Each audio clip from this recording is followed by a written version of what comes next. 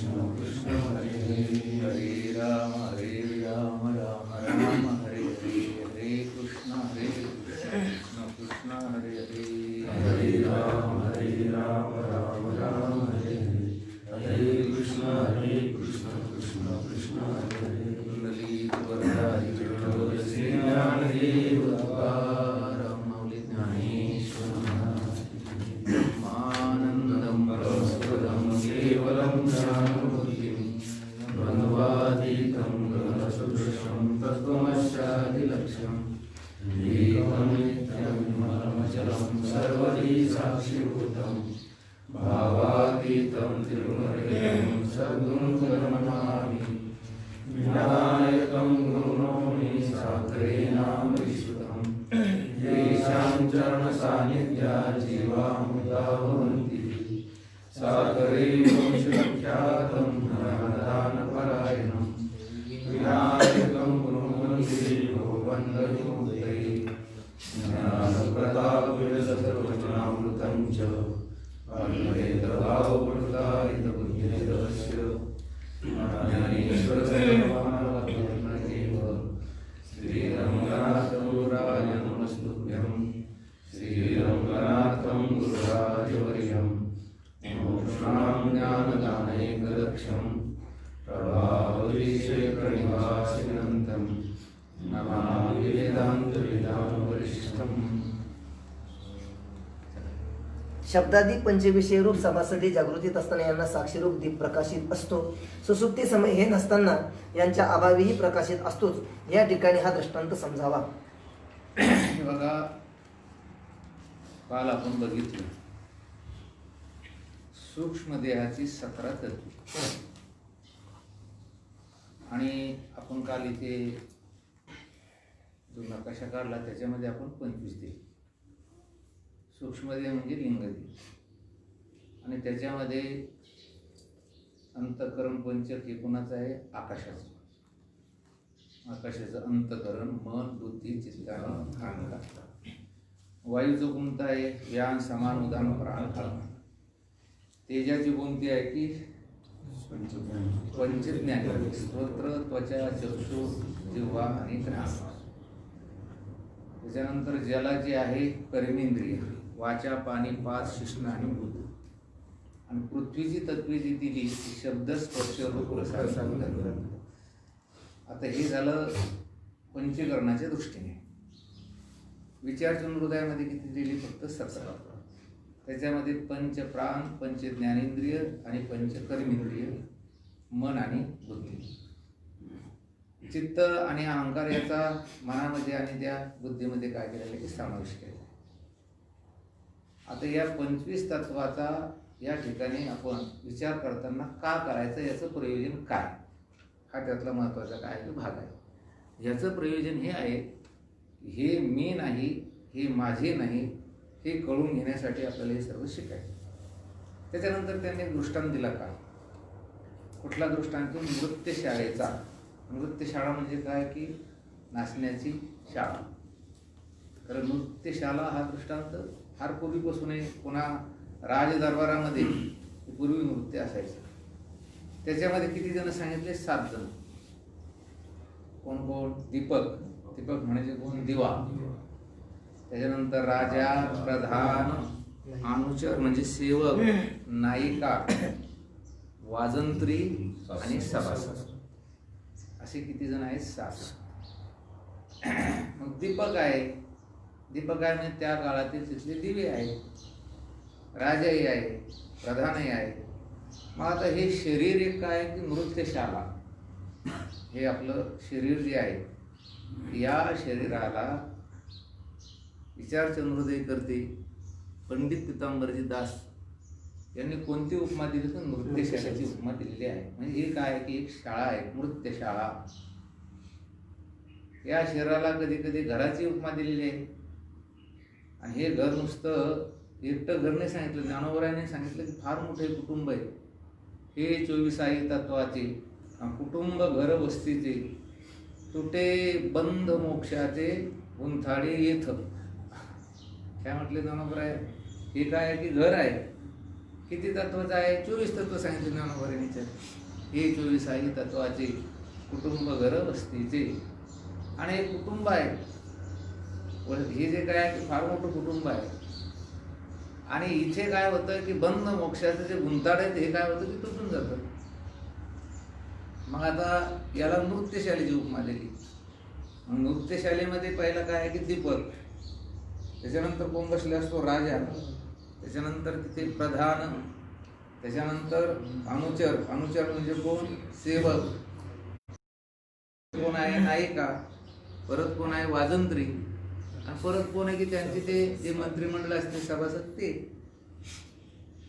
आता तसे या स्थूल देहरूपी नृत्यशालेमध्ये आत्मा कोण आहे? दीपक आहे.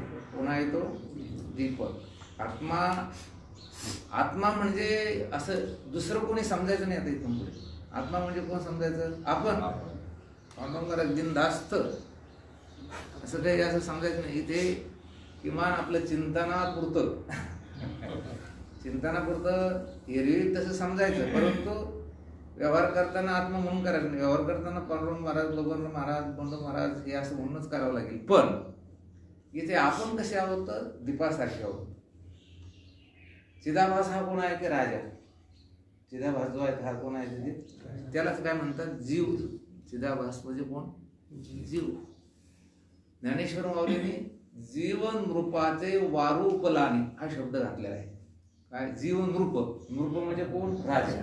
म्हणून ज्ञानोबा यांनी तिथं एके ठिकाणी जीवाला राजाची उपमा दिलेली आहे, एके ठिकाणी सूर्याची उपमा दिली. तरी जीव सूर्यबिंबाची स्तोत्रादिकी पाचे फाकुणी विषय पद्माची फोडी ती मळ. ज्ञानेश्वर माऊलींनी बरेच ठिकाणी त्या जीवाला वेगळ्या उपमा दिल्या. इथे कोणती उपमा दिली? राजाची. मन कोण आहे? प्रधान. खरं सांगा, काल आपण बोललोय एवढी मोठी सुंदर मुलगी, पण त्या अर्धांगवायूवाल्याच्या हवाली कोणी केली? मनाने केली. म्हणजे हे प्रधानाचं काम आहे. तसं जीव हा मुळातच सायुज्यता मुक्तीशी काय की तो वरलेला आहे. तिचा खरा, त्या मुक्तीचा खरा पती कोण आहे? आत्मा आहे. खरा पती कोण आहे तिचा? त्या खरा अधिकार कोणाचा आहे? आत्म्याचा आहे. पण या मनामुळे काय झालं की ह्या संसार रूपी, संसार म्हणजे कसं आहे? अतृप्त. आता आपण ते मला दादला न लगी बाई या अभंगावर बरंच बोलतोय आपण. अतृप्त असा असणारा हा संसार, आणि त्याच्याशी गाठ कोणी घातली? बरं, मनानं घातली. हे असं प्रधान आहे नाही. सगळ्या इंद्रिया मन हे प्रधान असं म्हटलेले महाराज. सर्व इंद्रियामध्ये मन काय की प्रधान आहे. पेंद्या सुदामा तुकोबारा यांनी सुद्धा देवाला सांगितलं, तुका म्हणे तू राख रे मनेरी. आणि म्हणून मन प्रधान आहे. आता त्याच्यानंतर अनुचर. पंचप्राण हे कोण आहे? अनुचर आहे. अनुचर म्हणजे काय? सेवक. सांगितले काम करावे सेवके. हे पंचप्राण बिचारे सारखे काय करीत राहतात? सेवा करीत राहतात. हा, ह्याच्यामध्ये बुद्धी गुण आहे की नाही काय? हे सगळेचे सगळे जिच्याकडे पाहतात तिचं नाव काय की नायिका. तसं बुद्धी ही सगळ्यात महत्वाची. आणि ह्या बुद्धीमुळे हे सगळे नाचून राहिले. ती नाचली, हे नाचले. ह्याच्यात फक्त दीपक कसा आहे की अलिप्त आहे. ह्याच्यामध्ये दीपक साक्षी आहे. पण राजा असेल, प्रधान असेल, ते सेवक असेल, वाजंत्री, सभासद, हे सगळेचे सगळे गुम करून कोण टाकतंय? ती नायिका करते. खलनायिकाने परत काल सांगितलं, काहीची खलनायिका आहे. बुद्धी नायिका झाली पाहिजे, पण काहीची नायिका कशा आहे? बुद्धी आहे खलनायिका आहे पांडुरंग महाराज. आता बऱ्याच लोकांची बुद्धी चांगलं काम कधीच करणार नाही. कोणतं काम करत ती? गावामध्ये कधीच चांगलं काम करीत नाही. ती नायिका नाही. त्या लोकांची बुद्धी म्हणजे कोण आहे? ती खलनायिका. मग त्याच्यानंतर वाजंत्री आहे. 10 इंद्रिय कोण आहेत? वाजंत्री. प्रत्येक इंद्रियानं आपापलं वाजवायचं. डोळ्यानं पाहायचं, कानानं ऐकायचं, पायानं जायचं. आणि हे पंच विषय काय आहे की यांना काही फार घेणं देणं नाही. हे सभासद जे आहे ना, यांना काही फार घेणं देणं नाही. ते आपले बिचारे बसलेले आहेत. ते मोठी मोठी लोक त्याला काही घेणं देणं नाही. जसे पंचविषय हे स्वतःच्या महिमेमध्ये आहे. आपण जर सूक्ष्म चिंतन केलं तर आपण म्हणतो मी विषय भोगले, पण खरं विषय आपण नाही भोगले, विषयानं आपल्याला भोगलं. तुम्हाला कोण कोण म्हणतंय? आता आपण डोळ्याने रूप बघतो, मी डोळ्यानं रूप पाहिलं असं म्हणता म्हणता म्हणता आपल्याला चष्मे लागले. काय लागले? मग चष्मे लागल्यानंतर डोळ्यानं रूप पाहिलं का रूपानं डोळे पाहिले का क्षण? अहो डोळ्यानं कशाचं रूप पाहिलं, त्या रूपाने याचे डोळे खराब केले, शब्दाने याचे कान बहिरे केले, नाकाना श्वास घेऊ याच्या नाकाला तिथं आता कळेन असं झालेलं आहे. आणि म्हणून पंचविषय हे सभासदासारखे आहे. म्हणून ह्याच्यामध्ये आता काय सांगितलं त्यांनी, नृत्यशालेमध्ये जेव्हा कार्यक्रम सुरू आहे तेव्हाही तो दिवा तिथल्या कोणत्याच कामाशी त्या ठिकाणी तादात्म्य पावत नाही. सभासद झोपले तरी सुद्धा त्या दिव्याला घेणं देणं नाही. नवल आहे, झोपतात सभासद इंद्रिय.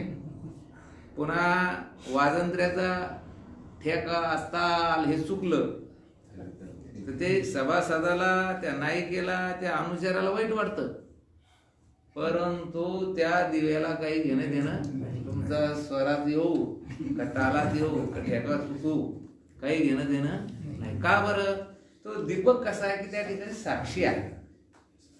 तुम्हाला हे सभासद झोपतात असं नाही, हे मंत्री झोपतात त्या राज्यसभेमध्ये, लोकसभेमध्ये सगळ्यात मोठं जे सभागृह आहे तिथे झोपते, म्हणजे झोपले. हा, आता त्याच्यानंतर अनुचर, त्याच्यानंतर प्रधान, त्याच्यानंतर राजा. हे बघा, गाढ झोपेमध्ये कोण असतं हो तिथं? कोणीच नाही. तिथे बुद्धी अज्ञानामध्ये लीन झालेली असती, चिदाभासही तिथे काही राहत नाही.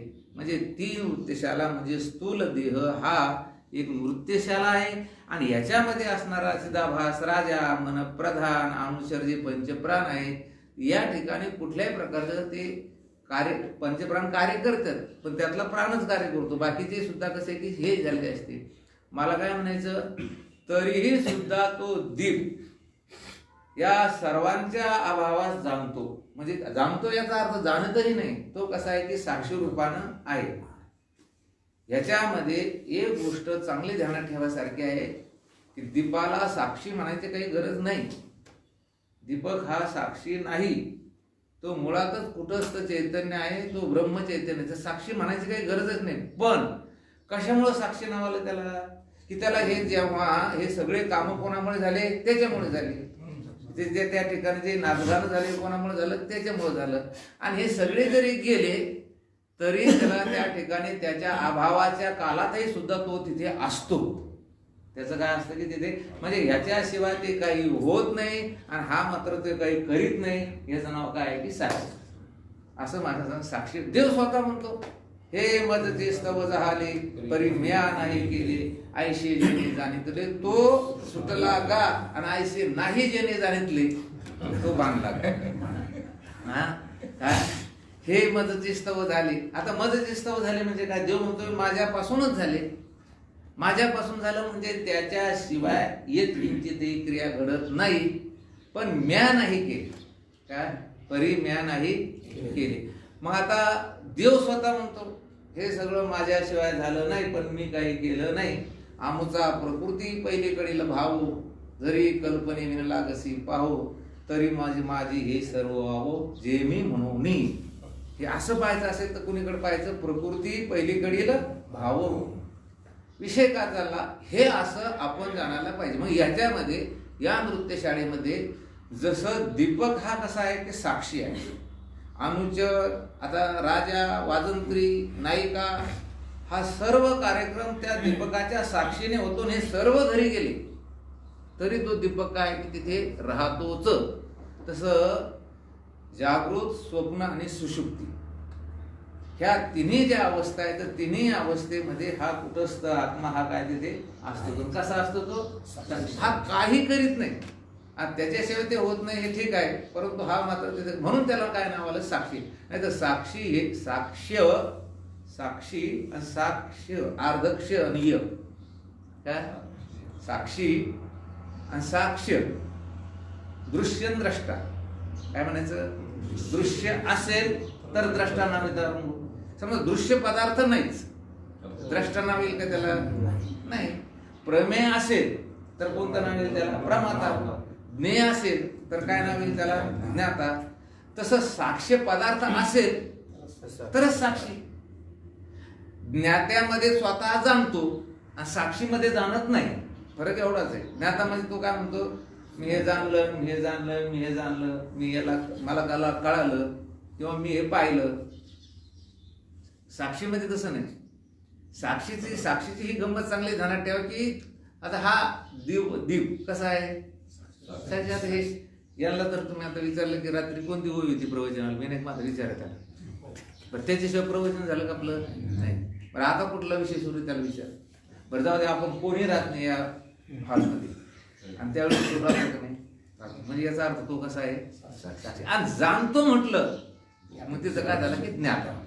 मी जाणतो, मी पाहतो म्हटलं काय झालं? हे सगळे सापेक्ष भाव आहे. कसे भाव आहे? दृश्याच्या सापेक्ष द्रष्टा, ज्ञेयाच्या सापेक्ष ज्ञेता, एवढंच नाही तर कर्माच्या सापेक्ष कर्ता. पण साक्ष्य पदार्थाच्या सापेक्ष साक्षी आहे एक आणि एक निरपेक्ष साक्षी आहे. निरपेक्ष साक्षी म्हणजे काय? पदार्थाचं त्याला काही घेणं देणं नाही. आणि निरपेक्ष साक्षी हे सुद्धा तिचं नाव येत नाही. पुढे येईल त्याचं चिंतन. चालू. प्रश्न 71. तो कसा समजावा? आता तो कसा समजावा हे कळालं ना तुम्हाला की शब्दादी पंचविषय रूप सभासदे जागृतीत असताना त्यांना साक्षीरूप दीप प्रकाशित असतो. हे बघा, आता हे वाजंत्री, आता आपण पंचविषय शब्दादी सगळे असतात तरी सुद्धा आपण याला काय त्या ठिकाणी साक्षी आहे. आणि आता सुषुप्तीमध्ये हे नसताना यांच्या अभावाचीही प्रकाशित म्हणजे अभावाला सुद्धा तो काय करतो? प्रकाशित असतो. या ठिकाणी हा दृष्टांत समजावा. किती सुंदर दृष्टांत दिला, फार सुंदर दृष्टांत दिला. उत्तर: जागृतावस्थेच्या ठिकाणी इंद्रिय व अंतःकरण या दोघांच्या साह्याने मी प्रकाशतो म्हणजे जाणतो. बघा, जागृत अवस्थेच्या ठिकाणी इंद्रिय व अंतःकरण या दोघांच्या साह्याने मी प्रकाशतो म्हणजे जाणतो. हे बघा, जागृत अवस्था आहे सध्या. जागृत अवस्था म्हणजे काय? जागृत अवस्था म्हणजे काय? सोप्या भाषेत व्याख्या पाठ करायच्या. पंढरी महाराज, ईशनिवृत्त पदार्थाशी ज्यावेळेस मन व्यवहार करतं त्यावेळेस काय म्हणायचं? जागृत अवस्था. उभयाचा विषय. कोणती अवस्था? जागृत अवस्था. उभय म्हणजे काय? मी आणि तुम्ही. उभय म्हणजे काय? आपण सर्वजण. उभय म्हणजे काय? जगातील सगळे लोक. याला काय म्हणायचं? उभयाचा विषयाचा जो विषय किंवा जी अवस्था त्याला काय म्हणायचं? किंवा ईश्वरानं निर्माण केलेले जे पदार्थ आहे त्या पदार्थाशी जेव्हा मन, जीव, बुद्धी व्यवहार करते त्याला त्यावेळेस काय म्हणायचं? आता हे सगळे पदार्थ कोणी निर्माण केले? आपण निर्माण केलेले आहे का? नाही. आपण मागे बघितलं की माया त्या ठिकाणी कार्योन्मुख होती. त्याच्यानंतर मग हे सगळे काय? आकाश, वायू, तेज, जल, पृथ्वी हे सगळे काय की क्रमाने त्या ठिकाणी उत्पन्न होते. मग आपण ईश्वरानं स्वसंकल्पित पदार्थाशी मन जेव्हा व्यवहार करतं त्याला काय म्हणायचं? स्वप्न. आणि हे मन जेव्हा त्याच्या कारणामध्ये म्हणजे अज्ञानामध्ये लीन होतं त्याला काय म्हणायचं? सुषुप्ती. आणि हे मन जेव्हा आत्मस्वरूपामध्ये रममान होतं त्याला काय म्हणायचं? समाधी. आणि हे मन जेव्हा ब्रह्मस्वरूप होतं त्यावेळेस त्याला काय म्हणायचं? ब्राह्मी स्थिती. कोणती स्थिती म्हणायची त्याला? असे ह्या सगळ्या मनाच्या काय की अवस्था. मन हे राम झाले, मन हे राम झाले, प्रवृत्ती ग्रासून कैसे निवृत्तीशी आले. बघा, आता एक लक्षात ठेवायचं, जागृत अवस्थेमध्ये अंतःकरण व इंद्रिय या दोघांच्या साह्याने प्रकाशतो. काय? कशाच्या माध्यमातून होतोय? प्रकाश 3 प्रकारचा आपण मागे सांगितला. जड प्रकाश, विकारी प्रकाश आणि स्वयंप्रकाश. हे चंद्र, सूर्य हे कोणते प्रकाश आहे? जड प्रकाश आहे. तुकाराम महाराज म्हटले की नाही? रवी, दीप, हिरा, दाविती, देखणे. देखणे म्हणजे जे दिसणारे पदार्थ आहे ते. आता जे पदार्थ दिसत नाही पण आहे. काय? पदार्थ दिसत नाही पण ते आहे. जो पदार्थ आहे पण तो दिसत नाहीये. हे रवी म्हणजे हे सूर्य, चंद्र दाखवतो का त्यांना? जे पदार्थ आहे पण लोकांच्या दृष्टीस ते नाही. गुप्त आहे ते दाखविते का? नाही. आता तुम्ही एक सांगा, त्या सूर्याला म्हणा अंतःकरण दाखवा आमचं, दाखविते का ते? तुम्हाला नाही. सूर्य अंतःकरण दाखवू शकतो आपलं? नाही. सूर्य का कोणते पदार्थ दाखवितील? हे जे बाहेरचे पदार्थ दाखवितील, पण सूर्य दृश्य पदार्थ. पण अंतःकरण, आणि अंतःकरण जर सूर्य दाखवू शकत नाही तर आत्मा दाखवू शकेल? नाही. मग आता सूर्य, अयम सूर्य हा, तर सूर्य आहे हे कोणी सिद्ध केलंय? नेत्राद्वारे अंतःकरण वृत्तीने. कोणी केलंय? नेत्राद्वारे अंतःकरण वृत्तीने. त्याचं कारण सांगतो. आपण जर सूर्याला सूर्य आहे असं जर आपण त्याचं प्रकाशन केलं, असं जर म्हणत असाल, तर सुषुप्तीमध्ये सुद्धा त्याचं काय व्हायला पाहिजे होतं? प्रकाशन. सुषुप्तीमध्ये सूर्य कळायला पाहिजे होता. दिवसा झोपणाऱ्यांना विचारा, सूर्य 1 वाजता किती तापला होता माहिती आहे का? का बरं? ते तिथं एसी झोपले होते ते, म्हणजे त्यांना सूर्य दिसतो का? नाही दिसत. मग सूर्याचं प्रकाशन आत्म्याचं सहकार्य घेऊन कोण करतं? अंतःकरण वृत्ती. म्हणजे अंतःकरण वृत्ती नसेल तर सूर्याचं प्रकाशन होणार नाही. आणि जर अंतःकरण वृत्ती शिवाय वृत्ती वाचून जर सूर्याचं प्रकाशन झालं असतं, तर गाढ झोपेमध्ये, समाधीमध्ये सुद्धा सूर्याचं काय झालं असतं? प्रकाशन. म्हणजे सूर्याचं ज्ञान. सोप्या भाषेत हा सूर्य आहे असं ज्ञान कुठे झालं असतं? आपल्याला सुषुप्तीमध्ये झालं असतं आणि समाधीमध्ये झालं असतं. होतंय का? का होत नाहीये? तिथं अंतःकरण वृत्ती राहत नाही. म्हणून सूर्याचं प्रकाशन कोण करतं? अंतःकरण वृत्ती. म्हणून अंतःकरण वृत्ती हा विकारी प्रकाश. चिदाभास हा कोणता प्रकाश आहे? विकारी प्रकाश. चिदाभास म्हणा, अंतःकरण वृत्ती म्हणा, कोणता प्रकाश आहे हा? विकारी प्रकाश. म्हणून सूर्य जड प्रकाश. का जड प्रकाश आहे? जडाची व्याख्या आपण पाहिली. चेतनाची व्याख्या काय आहे? ज्याला स्वतःचं स्वतः ज्ञान आहे, दुसऱ्याला जो जाणतो त्याचं नाव काय? चेतन. आणि ज्याला मी कोण आहे हेही माहिती नाही, दुसरा कोण आहे याचे ज्ञान नाही, त्याला काय म्हणतात? सूर्य जड का चेतन? आता आपण दर्शन करतो, हा भाग वेगळा आहे. काय ते देवच आहे. तो सगळं जगत देवता. सूर्य देवता नाही का? गणपती बाप्पा देव नाही का? ते देवता आहे. विशेषत्वाने त्यांच्यामध्ये देवता आहे, पण ते कसे आहे? जड. सूर्याचं कारण सूर्य हा मी कोण आहे आणि दुसरा कोण आहे याला जाणू शकत नाही. एवढंच नव्हे तर मग सूर्य अंतःकरण वृत्तीला सुद्धा जाणू शकत नाही. सूर्य हा न तत् भास येते सूर्यो न शशांको न पावका यात गात्वाने निवर्तनते. म्हणजे हे सगळे आत्मस्वरूपाला आणि ब्रह्मस्वरूपाला जाणू शकत नाही. अंतःकरण वृत्ती कोणता प्रकाश झाला? मग विकारी प्रकाश. तो प्रकाश आहे पण कोणता आहे? आणि तोही विकारी का? तर त्याचं कारण आहे की त्याचा त्या ठिकाणी तो आगमापायी आहे. त्याचा उदय होतो आणि लय होतो. झोपेमध्ये अंतःकरण वृत्ती राहते का? नाही. एक गोष्ट ध्यानात ठेवायची, व्यावहारिक सत्तेमध्ये जेव्हा आपण बोलतो त्यावेळेस अंतःकरण वृत्ती हा शब्द वापरायचा. कोणता? अंतःकरण वृत्ती. कारण अंतःकरण वृत्तीद्वारे या जागृत अवस्थेतील पदार्थाचं प्रकाशन होतं. कोणत्या वृत्तीद्वारे? आणि ज्यावेळेस स्वप्न पदार्थाचं प्रकाशन होतं त्यावेळेस अविद्या वृत्तीद्वारे. तिथे कोणती वृत्ती असते? वृत्ती असते. जर वृत्ती नसेल स्वप्न दिसणार नाही. स्वप्न कशामुळे दिसायला लागलं? नुसतं केवळ आत्म्याला स्वप्न दिसू राहिलं का? नाही. पण कोणती वृत्ती होती तिथे? अविद्या वृत्ती. हे जी पद आहे, हे जे शब्द आहेत, हे अत्यंत महत्वाचे ध्यानात ठेवायचे की जागृत अवस्थेचं जेव्हा त्या ठिकाणी प्रकाशन होतं ते कोणत्या वृत्तीने होतं? अंतःकरण वृत्तीने. आणि जेव्हा स्वप्नावस्थेतील पदार्थाचं त्या ठिकाणी काय होतं? प्रकाशन होतं, त्यावेळेस तो कोणती वृत्ती म्हणायची?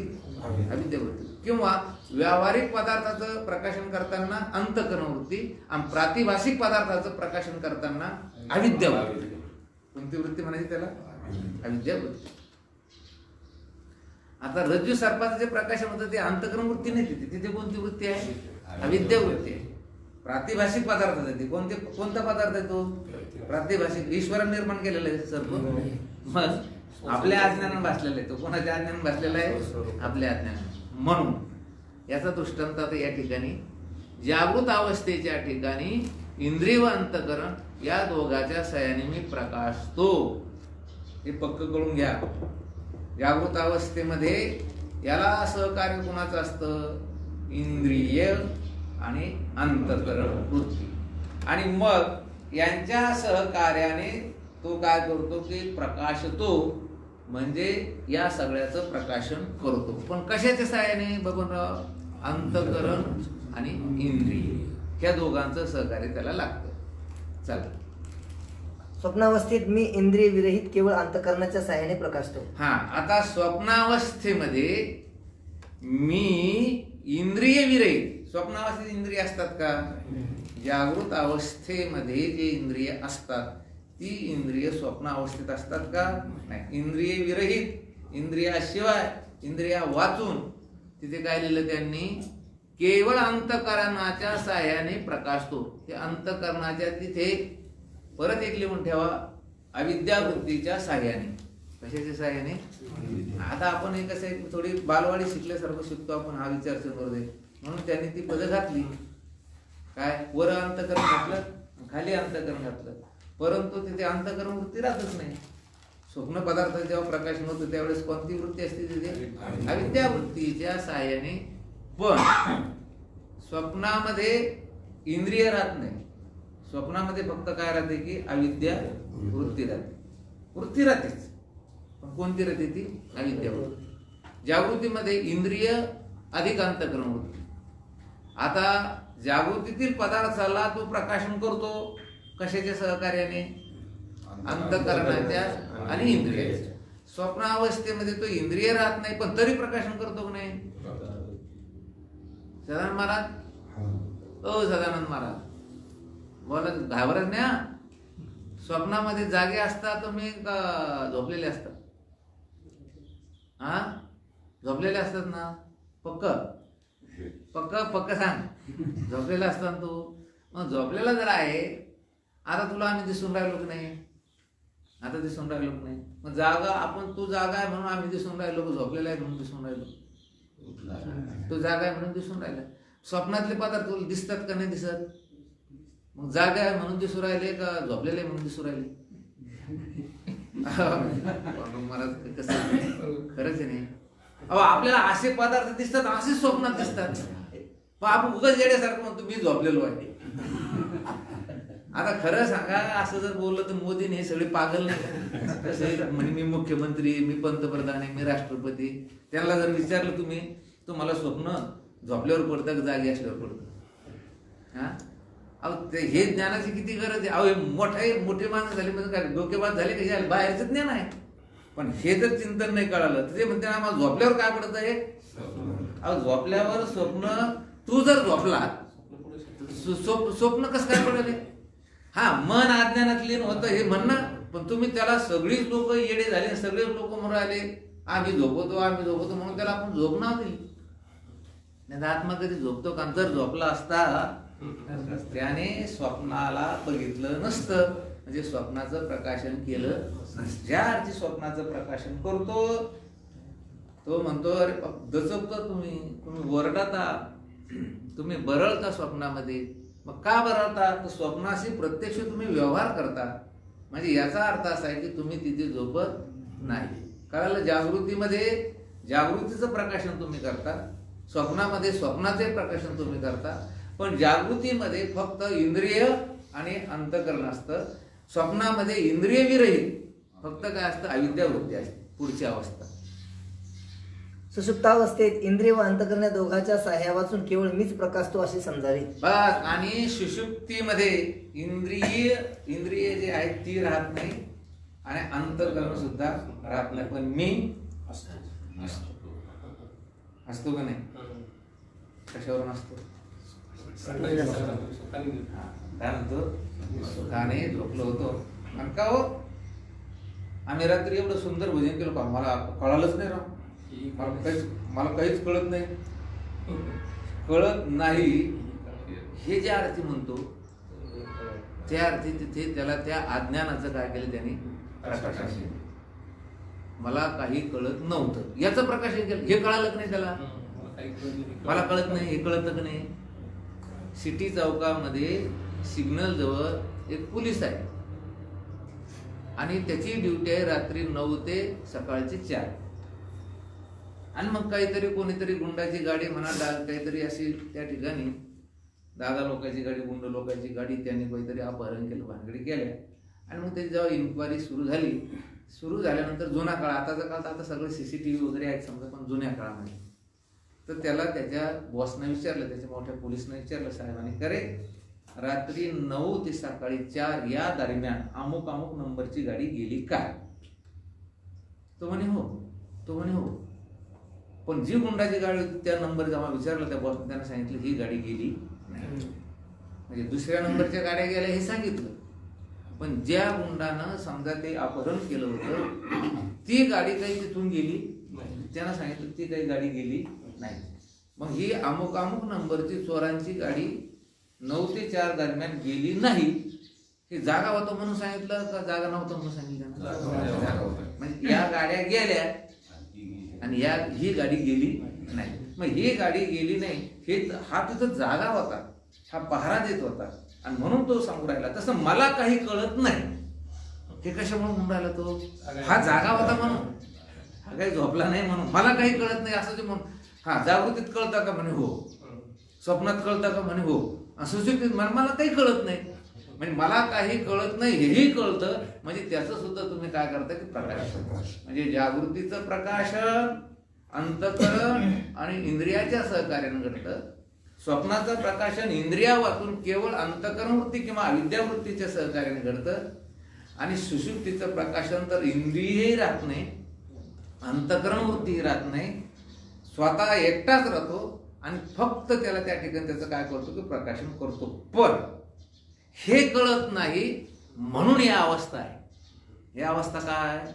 मी या तिघीचं प्रकाशन करतो, मी ह्याच्याहून वेगळा आहे, मी ह्याचा द्रष्टा आहे, हे कळत नाही म्हणून याला काय म्हटलं? अज्ञानी. आणि म्हणून हा काय झाला की जीव. काय म्हटले ज्ञानेश्वर माऊली? साचची पुढती विरा जरी न येता स्वप्न जागरा, तरी ब्रह्मभाव साचो करा जाणू येता. अरे हा जागृती स्वप्नाला जर आला नसता त्याला काय म्हटलं असतं आम्ही? ब्रह्मभाव. कोणता भाव म्हटलं असतं? ब्रह्मभाव.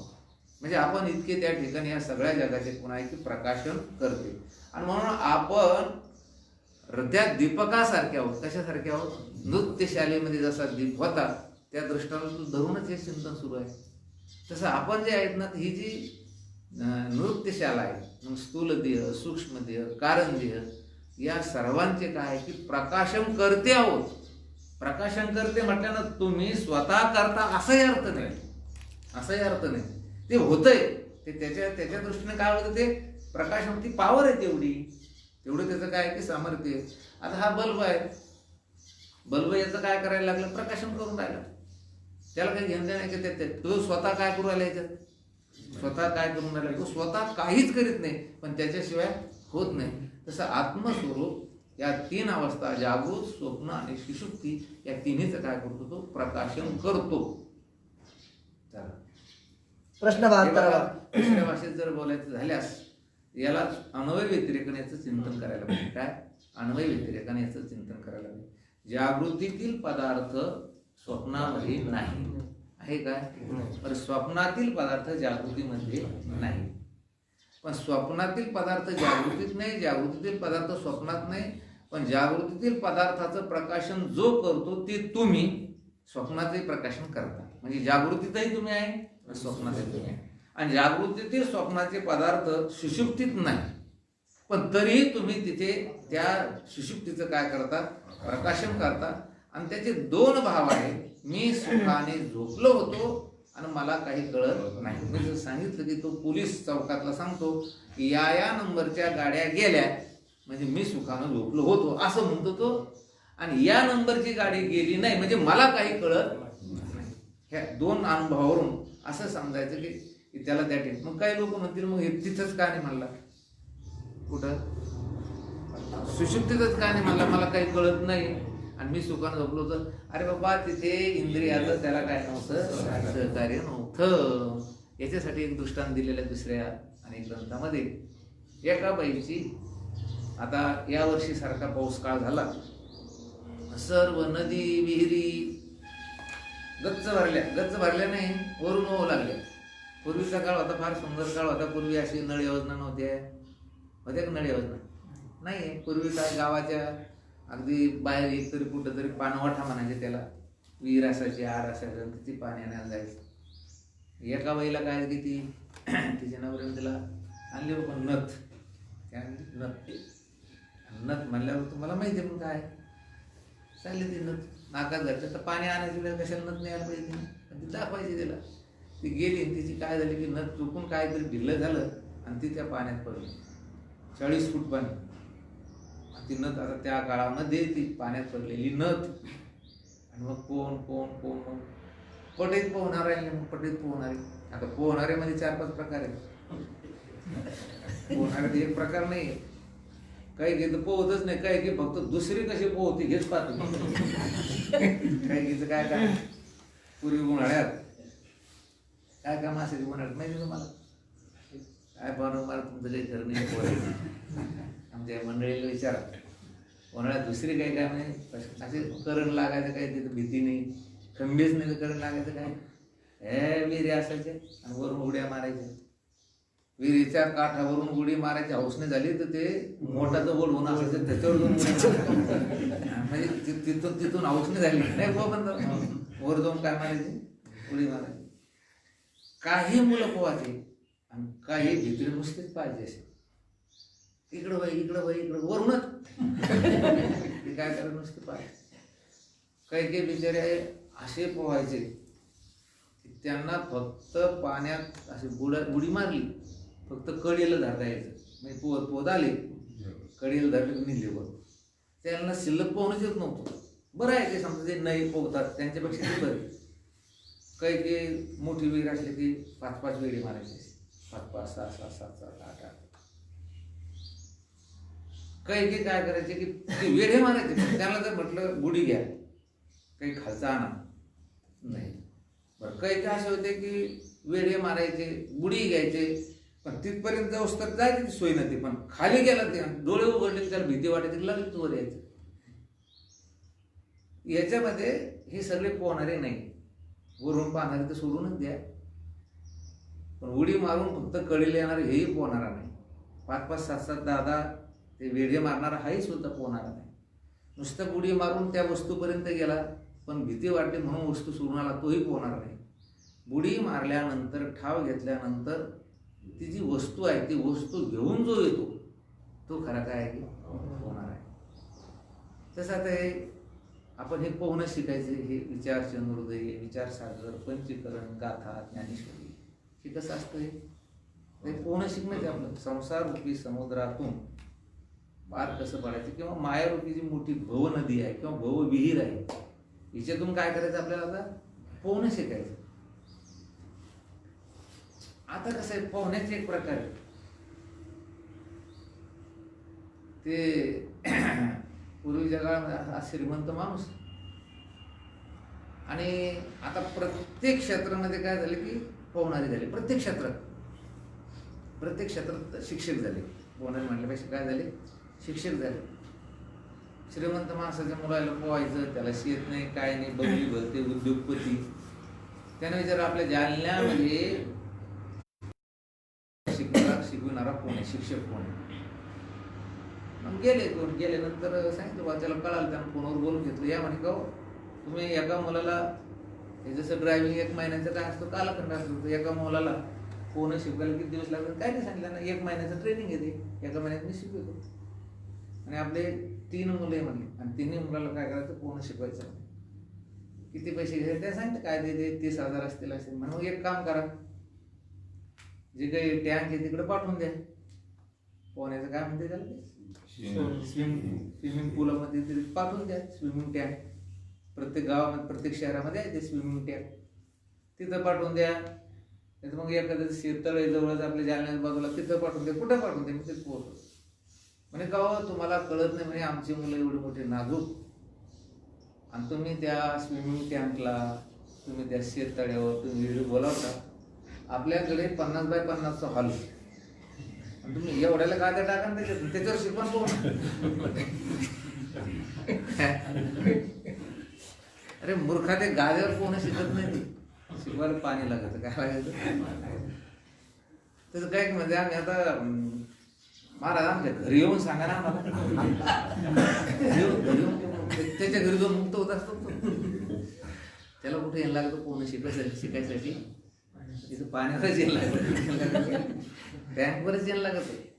शेततळ्यावर यावं लागतं. आता एखाद्या वेळेस परिस्थिती जरी शिकायसारखी नसली तर तिथे गेल्याशिवाय तो मनुष्य शिकत नाही. आपला विषय हा चालला की पोहणं म्हणजे कोणता, की हे विचारसागर विचार चंद्रोदय म्हणजे एक नदीतून पार पाडण्यासाठी पोहणं शिकणे. आता काही काही नुसतीच पाहतात, काही केलं तर असं वाटत असेल हे तिथे जाऊन करते काय करते. बरं, बऱ्याच लोकांना असं वाटतं की हे तिथं जाऊन काही फड्या खाड्या करायचं शिकत नाही. खरंच आहे ना. हे याला म्हणले का हे आमची माणसं म्हणजे पुस्तक दप्तर म्हणते चालते का याचे दप्तर घेऊन जाते, याच्यात काहीतरी अवघडच शिकायचं. आपल्या काही लोकांना म्हणले लोक त्यांचे कोणाचे भांडणं असतील तर ते म्हणले ते महाराजाकडे जाऊन काहीतरी म्हणजे ते पाहतही नीट नाही. म्हणजे आपल्याकडे ज्या दृष्टीनं पाहिजे ते पाहत नाही. आता आपण ते पोहून राहिलो तर आपण कसे पोहून राहिलो. सध्या आपलं ते पोहणं ते कसे उडी मारायची ना आपलं काटा. पण बरं आहे, मला काय म्हणायचं नाही पोहल्यापेक्षा चांगलं पोहणं. आपल्याला एवढं जरी आलं तर पण तरी हे पूर्ण पोहणं नाही.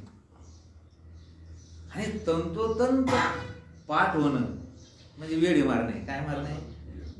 वेळी मारणे. तुम्ही तर माझ्याकडनं ऐकलं आणि तुम्ही दुसरीकडे बरं असं असं सांगितलं ते फक्त काय मारलेले आहे? वेळी मारले. आणि ते वेळा मारता मारता दमतात. हे वेळा मारणं येतं काही, हे असं काय की वेळी मारणं. पण हे सगळ्यात कसं की एक एक स्टेप चांगली बरं का. कोणती एक एक स्टेप कशी चांगलं आहे ते. तुम्ही वेळे मारता, तुमचं पाठ आहे, तुम्ही एका माणसाला समजून सांगता, 10 माणसाला समजून सांगता, घरी पत्नीला समजून सांगता, हे चांगलं आहे. पण तरी बुडाला जाणं हा विषय नाही. याच्या बुडाला जाणं म्हणजे दररोज याच्याविषयी आपला तसा श्रवणाचा, मननाचा आणि निधिध्यासनाचा सराव करणं म्हणजे काय झालं. आणि प्रत्यक्ष अपरोक्ष अनुभूती येणं याला काय म्हणायचं? ठाव घेणं. तुका म्हणे मग नय वृत्तीवरी सुखाची शेजारी प्रत्यक्ष. आता त्या ठिकाणी त्याने या उपाधी माझी गुप्त चैतन्याशी सर्वगत ते तत्वज्ञ संत स्वीकार. फक्त त्या तत्वाचा स्वीकार, बाकीचा स्वीकार नाही. याला म्हणायचं ठाव. त्याला आपण दृष्टांत विषय सांगितला. काय झालं की त्या बाईची नथ पडली आणि पडल्यानंतर आता हे जे परत बोलतो की हे जे काही महात्म्य होते यांना बाकीच्या काही गोष्टी येत नव्हत्या. काही जे रंगनाथ बाबा, सदन बाबा ते असे काही फार संस्कृत शिकलेले काही असे ठाव आणलेला होता. यांनी काय आणलेलं होतं? ठाव. त्या बुडापर्यंत गेलेले होते, तिथपर्यंत गेलेले होते. संताचं त्या ठिकाणी जीवन जर आपण पाहिलं तर संत हे बुडापर्यंत गेले होते असं म्हटल्यापेक्षा आपल्याला शिकवायला आले. काय गेले ते आपल्याला इथे उपकारासाठी आणि आले घरच्या वैकुंठ. या माणसानं उडी मारल्यानंतर त्या बऱ्याच पोहणाराला ती नथ काढता आली नाही. पण एका पटईत पहिलवान असा होता, त्यानं उडी मारली आणि उडी मारल्याबरोबर त्या नथीजवळ गेला, नथ हातात घेतली. बक्षीस त्या काळामध्ये ठेवलं होतं 1,000 म्हणजे आता 1,00,000 रुपये. त्याला भयंकर आनंद झाला.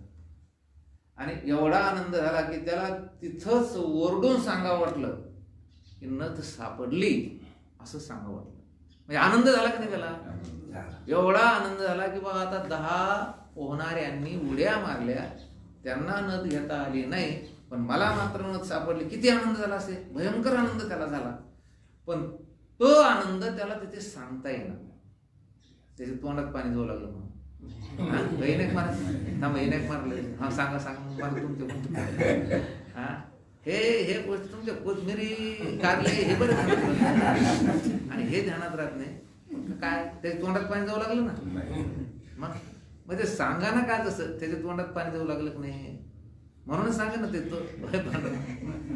अरे बाबा वाच्याचं नागणीचं काय आहे की वैर आहे. पंचीकरणामध्ये आपण शिकलेलो आहोत. वाच्याचं नागणीचं काय आहे, तुम्ही पतिव्रत आहे कडे पण तुमचा भाव नाही. भाव नाही मी तसा काय नाही निश्चय. तुमच्या डोक्यात आहे ते विषय पण तुमची काही नाही थोडी त्या ठिकाणी अशी भाव नाही, श्रद्धा नाही. माझी खरं असेल माझ्यावर नाही, तुमच्या त्या चिंतनावर काही नाही श्रद्धा. कारण अध्यात्म अधिभूत आणि आदिदैव. तर वाचेची देवता कोणती? अग्नी.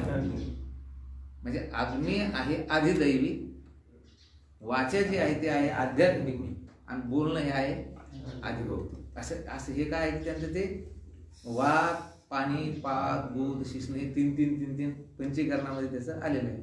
आदिदैवी, आता हे बघा, सूर्य आदिदैवी, रूप पाहणं, रूप जे आहे ते काय आदिभौतिक, आणि डोळा काय आहे की आध्यात्मिक. ही त्रिपुटी आहे. आणि या त्रिपुटीमध्ये एक जरी नसेल तर ते कार्य घडत नाही, ते कधीच घडत नाही. आता आपले हे वरचे कान तर चांगले दिसतात, आतले टकटक पडदा चांगला आहे, आणि तरी ऐकू येत नाही. अहो ते देवता गेली उठून, दिशा नावाची देवता गेली, कांटाळी ती काय झाली. आता प्रवचन महिलेच्या लोक म्हणतात खोटं बोलल्यानं काय होतं, वाईट पाहिल्यानं काय होतं. हे बघा, तुम्ही देवा ते भजाल, देव तुम्हा तुष्ट येईल, आयशी परस्परे घडेल प्रीती देत. मग काय होईल? तुम्ही देवाचं जर भजन केलं तर देवाचं भजन केल्यानंतर काय तुम्ही देवा ते भजाल, देवता तुमची तुष्टी येईल. मग ते तुमच्यावर काय होतात? संतुष्ट होतात. आणि आईशी परस्परे घडेल प्रीती देत. मग काय होईल? वाचा सिद्धी पावाल, आज्ञापक व्हाल, म्हणिये तुमती मागतील महावृद्धी. जैसे वृद्धिपतीचे द्वार, वनश्री निरंतर ओळगे फळभार. मग काय होतं की हे सगळे देव काय व्हायला पाहिजे? संतुष्ट. हे लॉकडाऊन मुळे देवता संतुष्ट झाले. काय झाले? खोटं बोलणं कमी झालं, वाईट पाहणं कमी झालं, ऐकणं कमी झालं. हे निसर्गवादी जे लोक आहेत किंवा निसर्गप्रेमी लोक जे आहेत यांच्या दृष्टीने की काय झालं की प्रदूषण हे काय झालं की कमी झालं, आणि आपल्या दृष्टीने काय आहे की आपल्या दृष्टीने पाप कमी झालं आणि देव संतुष्ट झाले. आता तुम्ही खोटं बोलल्यानंतर खरं सांगा, वाचेवर अग्नी नावाची देवता आहे, ती संतुष्ट होईल का असंतुष्ट राहील? असंतुष्ट राहील. मग कशी आग्ने लागायची तुमच्या वळेला? ऊन तापन. मग काय होईल की नको तेव्हा त्या ठिकाणी भयंकर ऊन तापतं. आता बघा तुम्ही, डोळ्याचं समजा काय की आपलं रूप आहे, याची देवता कोणती की सूर्य. खरं सांगा, मग आपण जर नेहमी नेहमी वाईट वाईट त्या ठिकाणी आपण असं पाहत राहिलो तर सूर्य संतुष्ट होतो का? नाही, तो असंतुष्ट होतो. आणि किती लोक कानानं नेहमी कानानं वाईटच ऐकायचं. दिशा नावाची देवता काय होती? म्हणजे आपल्यावर त्या ठिकाणी संतुष्ट असंतुष्ट राहते, संतुष्ट राहत नाही. हे 10 इंद्रियाच्या 10 देवता, अंतकरण, मन, बुद्धी, चित्त, अहंकार यांच्या देवता, ह्या सर्वचे सर्व वाईट संकल्पामुळं, वाईट कृतीमुळं काय होतात? ते नाराज होतात. आणि हे देवदेवता नाराज झाले, मग सगळी प्रक्रिया काय होती की त्या ठिकाणी खंडित होती, आणि मग विकृती निर्माण होती. म्हणून विषय हा चालला. कुठून निघाला होता आपला विषय? आता सांगा. नथ. तर नथ काय की आनंद झाला त्या पोहणाऱ्याला, पण सांगता येणार तोंडात पाणी जात होतं म्हणून नाही. तर आपल्या वाचीची देवता आहे अग्नी, आणि अग्नीचं पाण्याचं आहे वैर, आणि म्हणून त्याला सांगता आलं. मग आनंद झाला नाही का? त्याला आनंद जो झाला ना, त्याचा आनंद तसा सुषुप्तीचा आनंद आहे. सुषुप्ती कसा आनंद आहे तसाच आनंद आहे, आणि सांगता येत नाही तू. आणि मग जेव्हा ते वर येतं, वर आल्यानंतर काय आनंद झाला बाबा मला, अरे बाप. मग त्याला इंद्रियाचं आणि अंतकरणाचं काय नसतं, सहचर्य, सहकार्य आणि सहकार्य मिळालं. तो लय दम लागला, पण लय लय आनंद झाला. तसं गाढ झोपेमध्ये तुम्हाला तुमच्या आनंदाची अनुभूती आहे, पण इंद्रियाचं मनाचं सहकार्य नसल्यामुळे ते सांगता येत नाही. आणि मग जागे झालं, मग बाप्पा लय सुखानं झोपलो होतो, आणि काहीच कळत नव्हतं, काहीच कळालं नाही. तुमचं भजन कळालं नाही, तुमचं ते स्वयंपाक कळाला नाही. ही 2 अनुभूती सांगितली. म्हणजे जागृतीचं प्रकाशन केलं, सुषुप्तीचं प्रकाशन केलं, आणि स्वप्नाचे प्रकाशन. जागृतीचं प्रकाशन इंद्रिय आणि अंतकरणाच्या सहकार्याने, स्वप्नाचं प्रकाशन केवळ अंतःकरण वृत्ती म्हणजे अविद्या वृत्तीच्या सहकार्याने, आणि सुषुप्तीचं प्रकाशन इंद्रिय, अंतःकरण वृत्ती आणि अविद्या वृत्तीच्या सहकार्य नाही, रहित, तिथे ते नाहीये, तरी सुद्धा त्यानं सुषुप्तीचं काय केलं की प्रकाशन. म्हणजे इंद्रिय नाही, अंतःकरण वृत्ती नाही, अविद्या वृत्ती नाही, तरी तो सुषुप्तीचं प्रकाशन करतो. एवढे तुम्ही स्वयंप्रकाश आहात. काय आहात तुम्ही? स्वयंप्रकाश. बघा तुम्ही, सूर्य जड प्रकाश, अंतःकरण वृत्ती विकारी प्रकाश, आणि तुम्ही कोण आहे? स्वयंप्रकाश. स्वयंप्रकाश म्हणजे काय? ज्याच्या प्रकाशनासाठी अन्याची गरज नाही. तुमचं प्रकाशन नाही. जगामध्ये जेवढे पदार्थ प्रकाशन होतात तेवढे याच्या प्रकाशाने प्रकाशित होतात. काय? तुम्ही तुमच्या सिद्धीसाठी, तुमच्या स्वतःच्या प्रकाशनासाठी कोणाची गरज आहे? कोणाचीच नाही गरज. अंतःकरण वृत्ती तुम्हाला प्रकाशित करू शकत नाही, म्हणजे तुमचं ज्ञान करून देऊ शकत नाही. अविद्या वृत्तीने, म्हणून तुम्ही कसे आहात? दुसऱ्याची गरज नाही. बरं, तुम्ही सगळ्यांचं प्रकाशन करता. काय? तुमच्या प्रकाशनासाठी अन्याची गरज लागत नाही. जगातील जेवढे पदार्थ प्रकाशित होतात ते तुमच्या प्रकाशाने प्रकाशित होतात, आणि तुम्ही स्वतः प्रकाशित आहात. काय? तुम्ही स्वतः प्रकाश स्वरूप आहात. तुमच्या प्रकाशाने जगातील सर्व पदार्थ प्रकाशित होतात, आणि तुमच्या प्रकाशनासाठी अन्याची गरज लागत नाही. एवढ्या 3 लक्षणाने तुम्ही कसे आहात? स्वयंप्रकाश. म्हणून तर महाराज म्हटले, अदृश्य दर्शने संताची. प्रश्न 72. कळालं का पांडुरंग महाराज? पक्क कळून घ्यायचं. चला, याला आणखी दृष्टांत काय? उत्तर, जसे 5 छिद्राच्या घरात पात्र, दिवा, ज्योत, तेल व वात यासह दिवा जळत आहे. हे बघा, आता परत बघा, आपण साक्षी आहोत. आपण या सर्वांचे प्रकाश आहोत. किती त्यांनी कुठनं दृष्टांत आणले, काय दृष्टांत आणले, पण किती सुंदर दृष्टांत दिले. ह्याच्यासाठी पंडित पीतांबरजी दास यांनी काय केलं की दुसरा दृष्टांत दिला. 5 छिद्राच्या, ते तर घटातल्या, बरं ती प्रिंटिंग मिस्टेक झाली. घरात जे घर जे शब्द आला तिथे तर घर नाही, मूळ विचार हृदयामध्ये घट शब्द आलेला आहे, आणि तो घट शब्दच बरोबर आहे. याला आणखी दृष्टांत काय? तर 5 छिद्राच्या घटात पात्र, दिवा म्हणजे ज्योत, तेल व वात यासह दिवा जळत आहे.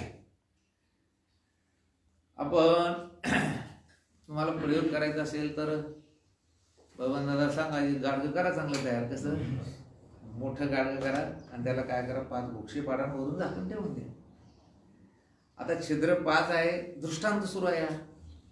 त्या 5 छिद्राच्या घटामध्ये पात्र ठेवलेलं आहे. तुम्ही काय? पात्र आहे. त्या पात्रामध्ये काय आहे की ज्योत आहे. पात्र म्हणजे आता कशाचं घ्या तुम्ही? पंती घ्या. नाही पंती घेतली तुम्ही, स्टीलचं काय घ्या की दिवा घ्या, किंवा त्या आई समोर पाहिजे आणि काय लावायचं, हे मोठी मोठी दिवा, तसा दिवा घ्या. तुम्हाला जे घ्यायचं ते घ्या. पण एक असं काहीतरी नाहीच काय तर आपलं छोटीशी काय करायचं, वाटी घ्या. त्याला काय म्हणायचं? पात्र. त्याच्यामध्ये ज्योत म्हणजे वात, तेल व वात यासह दिवा जळत आहे. हे बघा, दिवा म्हणजे ज्योत. प्रत्यक्ष अशी वत चमकती ना, त्याला काय म्हणायचं? ज्योत. त्याच्यात तेल आणि लंबी वात, म्हणजे एक पात्र, क्रमांक 1 पात्र, क्रमांक 2 वात, क्रमांक 3 तेल, आणि क्रमांक 4 ती दिव्याची काय आहे की ज्योत. स्नेह सूत्र वन्य, ज्ञानेश्वर महाराजांनी सांगितलं. स्नेह सूत्र वन्य काय झाले एकेस्थानी. ज्ञानोबा म्हणतात त्याला लोक दिवा म्हणतात. काय म्हणतात त्याला? अशी बोली आहे. स्नेह म्हणजे तेल, सूत्र म्हणजे ती वात, आणि वन्य म्हणजे काय? अग्नी. काही काढावं तुम्ही, साधं बोला तुम्ही. आता आपली डोकी तेवढी चांगली नाही, आपल्या ध्यानात राहत नाही. पण ज्ञानेश्वर महाराज सांगितलं की स्नेह सूत्र वन्य झाले एके ठिकाणी, तर तो म्हणजे ज्याने दीपू होय असं म्हटले की जन त्याला काय म्हणतात? दिवा म्हणतात. म्हणजे जन म्हणजे जग, त्याला काय म्हणतं? देव म्हणतं. स्नेह सूत्र वन्नी एके ठिकाणी आहे. आता तुम्ही तेल एके बाजूला ठेवा, ज्योती वात एके बाजूला ठेवा, ती पात्र एका बाजूला ठेवा, कोण त्याला देवा म्हणेल का? नाही.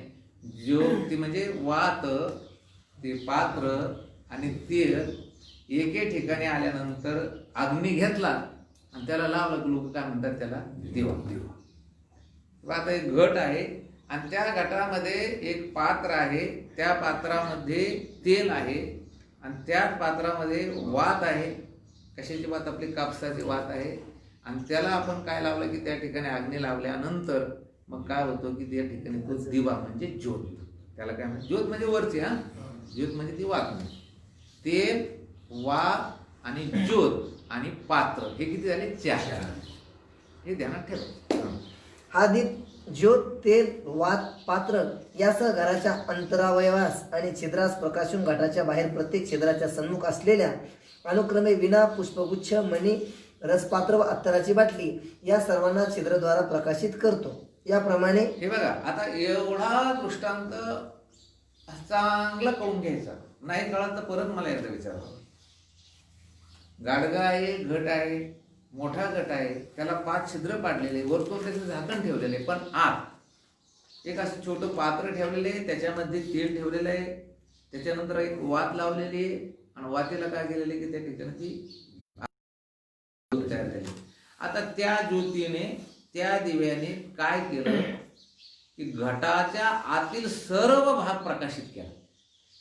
कोणी?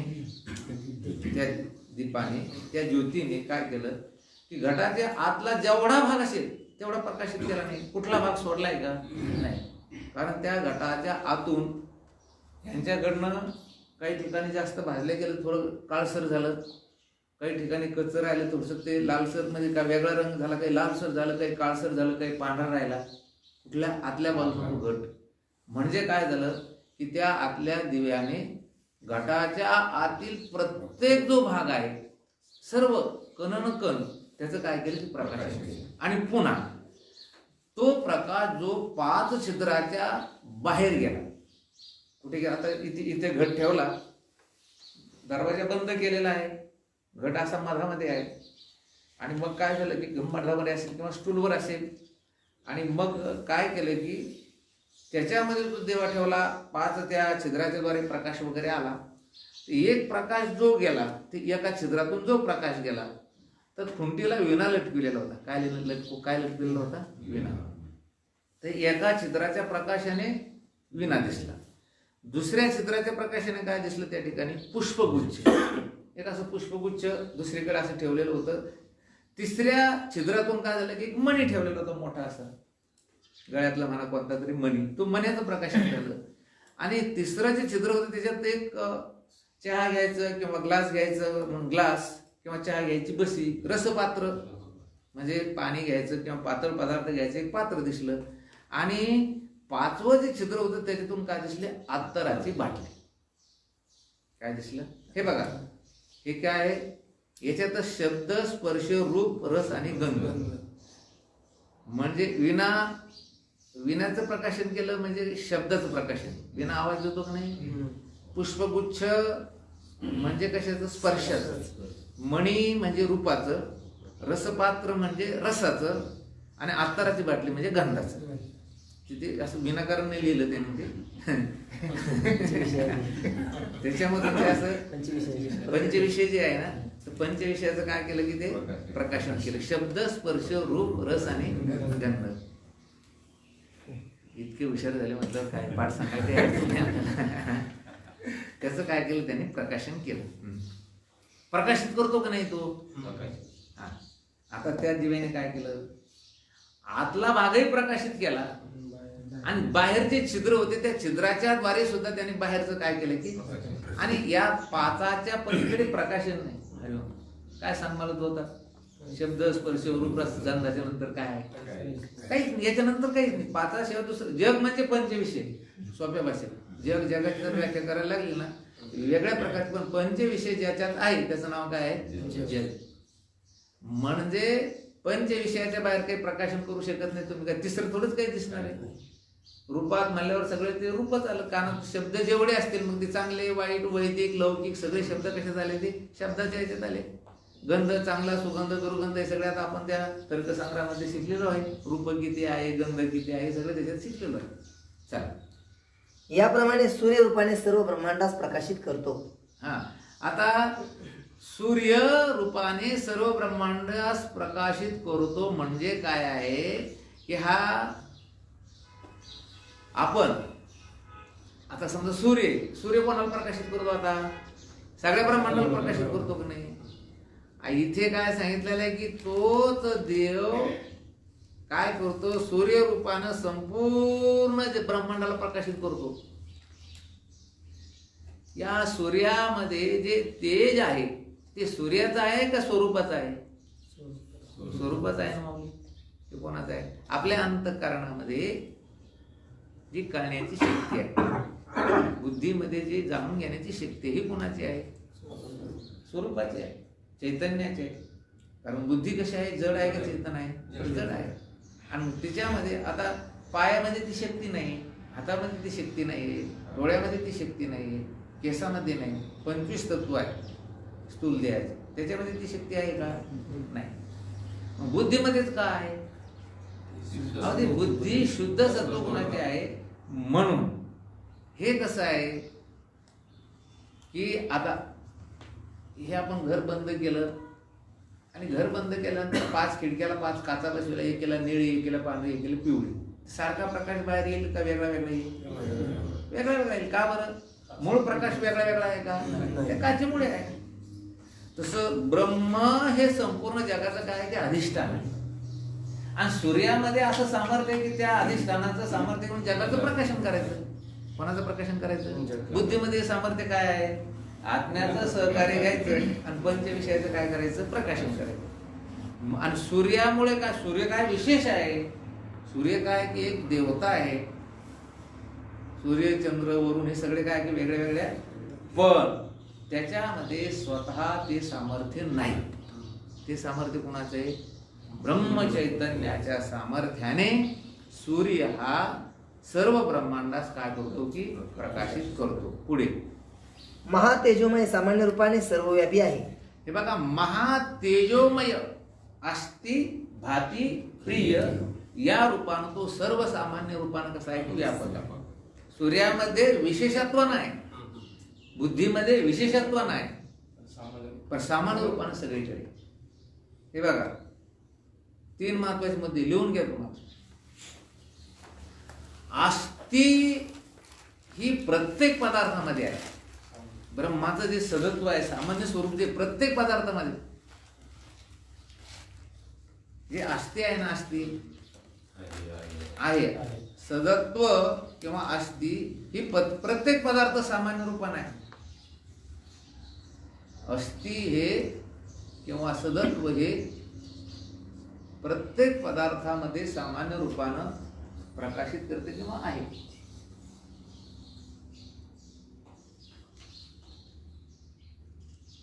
अस्ति काय कळालं तुम्हाला? सामान्य रूपाने हा, सर्वसामान्य प्रत्येक पदार्थामध्ये व्यापक रूपानं आहे किंवा अस्ति. त्याला अस्तिला सदत सत हे नाव द्या. कळालं म्हणतात कसं तुम्हाला सांग. हे आहे जे वाटतं ना, हे आहे काय नाही. आता तुम्हाला काय काय आहे वाटतं सांगा बरं. घट आहे, गाडी आहे, हे कोणाचं आहे? तुम्ही जर म्हटलं हे बघा, सर्प आहे, माळ आहे, पाण्याची रेग आहे, काठीनं मारलेली रेग आहे. 10 जणांना 10 भ्रम झाला. रज्जूवर किती जण भ्रम झाला? 10 जणांना 10 प्रकारे. म्हणजे एक म्हणतो माळ आहे, दुसरा म्हणतो पाण्याची रेग आहे, तिसरा म्हणतो त्या ठिकाणी कोणीतरी काठीने रेग मारलेली आहे, चौथा म्हणतो काय की सर्प आहे. मग आहे म्हणून राहिले नाही सगळे. मग सर्प आहे म्हणताना सर्पाचा आहे ते दोरीचा आहे? कोणाचा आहे ते? दोरीचा आहे. पण कोणाचं आहे ते? सर्प नाहीच. मग आहे कसं काय म्हणून राहिला? दोरी आहे ना, सर्प ना, सर्प नाही तो. पण ते सर्पाचं तुम्हाला सर्परूपानं भान का झालं, तर ते दोरी रूपानं कळाले. मग आहे पण सर्पाचं आहे का दोरीचं आहे? आता फुलाचा हार आहे तर ते आहे पण फुलाचं आहे, हाराचं आहे का रज्जूचं आहे? रज्जूचं म्हणजे दोरीचं आहे. आता जलरेषा आहे, जलरेषा आहे का रज्जू आहे? मग जेवढे जेवढे त्या रज्जूवर भासलेले पदार्थ असतील त्याच्यामध्ये जे आहे पण आहे ते त्या पदार्थाचं नाहीये, ते कोणाचं आहे? ते रज्जूचं आहे. कोणाचं आहे? आणि ती रज्जू सामान्य रूपानं प्रत्येक पदार्थात आहे. तुम्हाला ज्ञान विशेष रूपानं झालं कोणतं? भ्रामक ज्ञान आहे, ते ब्रह्मज्ञान आहे. पण सर्पाचं ज्ञान विशेष रूपानं सामान्य आहे, ते सामान्य ज्ञान रज्जूचं. सामान्य ज्ञान कोणाचं आहे ते, आणि विशेष रूपानं कोणाचं ज्ञान झालं तुम्हाला? ते सर्पाचं झालं. विशेष रूपानं कोणाचं झालं? म्हणून सामान्य रूप हे विशेष रूपाशी एकरूप होऊन ते भासतं. हे आपण विचारसागरात शिकलेलो आहे. त्याच्यात शिकलेलो आहे. कारण रज्जू त्याच्यामध्ये दिसत नाही का? दिसत जरी नसेल तर इदम आहे हे कोणाचं आहे? रज्जूचं. आणि सर्प हे विशेष ज्ञान कोणाचं आहे? ते सर्पाचं आहे. पण ते भ्रम आहे. काय आहे तो? भ्रम आहे. जाऊ दे, आपल्याला तेवढं खूप बारीक सांगायचं नाही. पण रज्जूचं त्या सर्पामध्ये, माळेमध्ये, भूरेषामध्ये, जलरेषामध्ये आहे पण आहे. तसं जगामध्ये तुम्हाला जे आहे आहे वाटतं ते आहे त्या पदार्थाचं आहे का त्या ब्रह्माचं आहे? असती. मग आता बायको असती का ब्रह्म असती? आणि तुम्ही काय म्हणता? बायको आहे. तुम्ही काय म्हणता? पोरगा आहे. सावता महाराज काय म्हणतात? लसूण, मिरची, कोथिंबिरी आणि अवघा झाला. तुमचं काय? 700 रुपये गेली कोथिंबीर म्हणतो. कोथिंबीर 700. कोथिंबीर आपण पाहिली, कोथिंबीर भासली. पांडुरंग महाराज भासले, बबन महाराज भासले, विनायक महाराज भासले. पण हे आहे, हे कोणाचं आहे? ते ब्रह्माचं आहे. म्हणून सदत्व हे जड पदार्थ, चेतन पदार्थ कुठं असू दे, ते सदत्व सर्व रूपानं कसं आहे की या. चिदत्व हे फक्त आणि फक्त बुद्धीमध्ये त्याची प्रतीती येते. कुठे येते? ज्ञान जे आहे ना, ज्ञानाची प्रतीती तुम्हाला खांबातून दगडातून यायचं ज्ञान कुठे येणार? फक्त ती बुद्धीमध्ये. म्हणून चिदत्वाची प्रतीती ही कुठे येते? फक्त बुद्धीमध्ये. आणि आनंदाची प्रतीती फक्त अंतःकरणाच्या स्थिर वृत्तीमध्ये येते. ही ध्यानात ठेवायची की त्याची प्रतीती म्हटल्यापेक्षा त्याची अभिव्यक्ती कुठे होते? फक्त अंतःकरणाच्या स्थिर. हे 3 मुद्दे महत्वाचे की ब्रह्माचं अस्ति हे प्रत्येक पदार्थामध्ये सामान्य रूपाने त्या ठिकाणी त्याची प्रतीती येते. ब्रह्माचं जे चिदत्व आहे म्हणजे भाती आहे ती कुठे प्रकाशित होती? फक्त बुद्धीमध्ये. आणि ब्रह्माचं जे प्रियपण आहे हे फक्त आणि फक्त अंतःकरणाच्या स्थिर वृत्तीमध्ये काय होतं की प्रगट होतं नाही, फक्त भान होतं. नाही तर नवीन मिळतोय असं नाही. नवीन आनंद मिळतो अंतःकरण. लोक म्हणते बाबा हे आनंद होता पाहिलं ना गेला, ते मूळ आनंद नाही. रात्री भजन झालं का काय आनंद मिळाला, तरी तो आनंद आगमा पाहिजे. काय तुमचं अंतःकरण वृत्ती स्थिर झाली त्याच्यामुळं काय मिळालं तुम्हाला? आनंद मिळाला. काय कीर्तन होतं, 500 लोक होते, 5000 लोक होते, लय आनंद मिळाला. काय भजन झालं, लय आनंद. काय भजन झालं, लय वारीत आनंद. वारीत आनंद शोधणारे लोक, भजनात आनंद शोधणारे लोक शोधायलाच पाहिजे. संसारामध्ये आनंद शोधल्यापेक्षा आनंद कुठे शोधायला पाहिजे? वारीमध्ये, भजनामध्ये, सप्ताहामध्ये, कीर्तनामध्ये. आपण कीर्तन करतो, गायनामध्ये, वाजनामध्ये. पण आनंदाची हे उपलब्धीचे जे स्थान आहे हे जेव्हा नाही, त्या लोकांना बघा एकांत उचलू मारू राहिला. एकांत अंगावर घाबरायला नाही. कारण बंद झालं लॉकडाऊन. काय झालं? बंद झालं. आणि आता काही लोकांचे ते एवढी त्या ठिकाणी म्हणजे वास्तविकता व्हायला नव्हतं पाहिजे, झालं. भयान परिस्थिती महाराज, शेत्याने काय नाही. मग आता यांचा आनंद कशावर अवलंबून आहे? सत्वगुणावर. आनंदाला आलंबन नाही पाहिजे. काय नाही पाहिजे? आपल्याला काय होतं की अंतःकरण वृत्ती स्थिर झाली, आनंदाची त्याच्यात अभिव्यक्ती म्हणजे आपल्या आनंदाला काय लागलं? आता आलंबन. भजन आलंबन लागलं, संसार आलंबन, वेदविद संसार आलंबन जर असेल तर रजोगुण, वेद निषिद्ध कर्म जर असेल, वेद निषिद्ध जर संसार असेल तर तमोगुण, आणि पारमार्थिक स्वरूपाचं आलंबन असेल तर सत्वगुण. आता काहीच्या आनंदासाठी तमोगुणी पदार्थाचं आलंबन, काहीच्या आनंदासाठी रजोगुणी पदार्थाचं आलंबन, आणि काहीच्या आनंदासाठी सत्वगुणी पदार्थाचं आलंबन. आणि आपला आनंद या आलंबना वाचून आहे.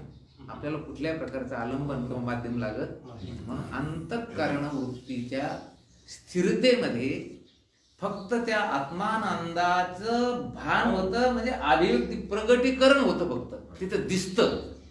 तर वास्तविक पाहता आनंद नाही असं नाही, तो आनंद आहे. मग तर आपल्याला लोक म्हणते आमचं अंतःकरण आम्ही काय केलं, का तर स्थिर केलं. स्थिर पाहिजे अंतःकरण, कारण विक्षेप नावाचा दोष जाऊन हे ज्ञान टिकण्यासाठी काय पाहिजे की स्थिर पाहिजे. अहो आपण काय आपलं मन स्थिर करणार आहे.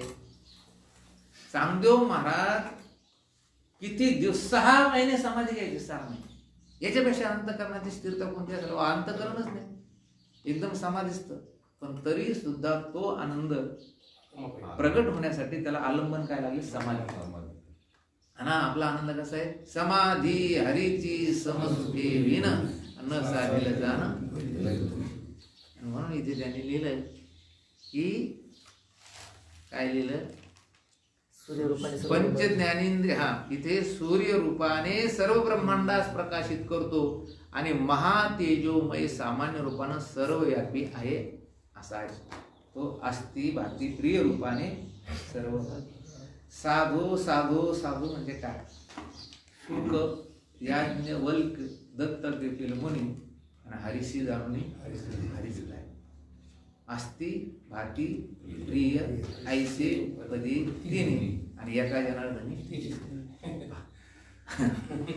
संत म्हणजे काय, अस्ति भाती प्रिय रूप असं जर कोणाचे तेची झाले हे पद वापरलं त्यांनी, पण ते होतेच. आता तुम्ही सुद्धा आपल्याला व्हायचं अस्ति भाती सामान्य स्वरूप. कोणतं स्वरूप आहे, बघा दीर्घकाळ टिकणारे सामान्य स्वरूप आहे. आता आम्ही ह्या अधिक मासामध्ये एक 4-5 ठिकाणी आम्हाला अतिशय प्रेमात लोक जेवायला या म्हणजे महाराज पांडुरंग महाराज 2-3 दिवसात येण्यात मला जास्त ओढ आवडते. चला म्हणलं मागून बघा बाबा हात जोडून मी काय याचा अर्थ काय, भाकरी आणि भाजी ही सामान्य रूप आहे. भोजनाचं कोणतं रूप आहे, सामान्य. आणि हे तुमचं पुरणपोळी गुलाबजाम हे म्हणजे विशेष रूप आहे. हे वादळ आहे. हे काय आहे, वादळ आहे. वादळानं लाभ कमी आणि तोटे जास्त. आणि प्राणवायूने काय होतं की काय होतो, लाभ होतो. तद्वत सामान्य स्वरूप आणि विशेष स्वरूप. तुम्ही विशेष जेवढा होण्याचा प्रयत्न करणार तेवढे तुम्ही लहान होणार, आणि जेवढे तुम्ही सामान्य असे राहणार तेवढे काय होणार, व्यापक होणार. आपल्याला काय वाटतं, विशेष कुठे गेले की विशेष, कुठे गेले की विशेष. दुःख होतं ना तुम्हाला, काय होतं ते दुःख होतं. एखाद्या ठिकाणी गेले तुम्हाला जर समजा त्या मानानं सन्मान मिळाला नाही, मग काय होतं तुम्हाला, दुःख होतं. मी तुम्हाला मागे सांगितलं होतं की आम्हाला एकदा असं निमंत्रण आलं. निमंत्रण कशाचं होतं, शाळेमध्ये विदर्भात होतं. तिथे हे माणसं होते कार्यक्रमाचे, त्या हायस्कूलचे सचिव वगैरे, ते आमचे थोडे पारमार्थिक नव्हते, पण थोडेसे काही कामाच्या निमित्त संबंधात आलेले म्हणे. मग आम्हाला दिलं निमंत्रण की इथं गुणवंत जे विद्यार्थी, गुणवत्ताप्राप्त विद्यार्थी, त्यांचा काय की सत्कार आहे. मग ते सत्काराला मग सगळे पालक मिळावा समजत होतो. सगळे पालक वगैरे सगळे आल्यानंतर काही विशिष्ट त्या मुलांचे जे पालक होते त्यांना त्या व्यासपीठावर काय केलं की जागा दिल्या. 5 मुलं प्रथम आले होते हायस्कूलमध्ये, ते मुलं, आणि काही त्या गावात थोडेसे पिशीसाठी वर होते. आम्ही गेलो, आता जुना काळ होता, मग आम्हाला तर खाली बसवलं. मग काही गेलो म्हणून तुम्हाला खालीच बसवलं. म्हणलं सत्कार पोरायचा होता ना, सत्कार कोणाचा होता, मुलांचा होता. मग आपल्याला एखाद्या वेळेस खाली बसलो म्हणून काय बिघडलं. म्हणजे याचा अर्थ काय आहे की विशेष मी कोणीतरी विशेष आहे असं समजलं, आणि ज्या वेळेस त्याच्यात कुठेतरी गोळ होईल थोडासा, त्यावेळेस तुम्हाला काय होईल, सुख दुःख होईल. आणि तुम्ही अगोदर जर असं समजले आपण सामान्य स्वरूपानं व्यापक आहोत, मग जास्त काही दुःख आणि जास्त काही शोक होण्याची काही भानगड नाही. आता तुम्हाला काय समजायचं तुम्ही समजा जगनदार. तुम्ही जर म्हणले की नाही विशेष आहे, मी पाठाला जातो मला मग पांगलं. पण गावातले ना आपण सारखेच, गावातले ना आपण काय सारखेच आहोत. असं जर आपल्या अंतःकरणात भाव असेल तर आपण काही फारसे त्यांच्यापेक्षा विशेष समजणार नाही. म्हणून सूर्यरूपाने सर्व ब्रह्मांडास प्रकाशित करतो. व महातेजोमय, महातेजोमय म्हणजे काय? ब्रह्म म्हणजे काय महाराज? महातेजोमय. तो सामान्य रूपानं संपूर्ण जगाचं काय करतो की प्रकाशन करतो. सामान्य रूपानं आहे तो, पण प्रकाशन मात्र संपूर्ण जगाचं. हे बघा, याचं खूप चिंतन आहे की तुम्हाला जो पदार्थ दिसेल, तुम्हाला रज्जूची प्रतीती आली, असं समजायचं की रज्जूला अधिष्ठान कोण आहे? हे याची नाही, चुकलं. सर्पाची प्रतीती आली. कशाची प्रती आली? सर्पाची प्रतीती आली रे आली, असं समजायचं की याला अधिष्ठान कोण आहे? रज्जू आहे. तसं तुम्हाला माणूस दिसला असं समजायचं, माणूस, कृमी, कीटक, सर्प हे सगळे भासमान पदार्थ आहे. आणि या पदार्थाला बघितलं तुम्हाला जे ज्ञान व्हायला पाहिजे, जी प्रतीती यायला पाहिजे, ती कोणाची यायला पाहिजे? अधिष्ठानाचे अर्थात ब्रह्माची. त्याला राजा कुंडली विठ्ठल श्री ज्ञान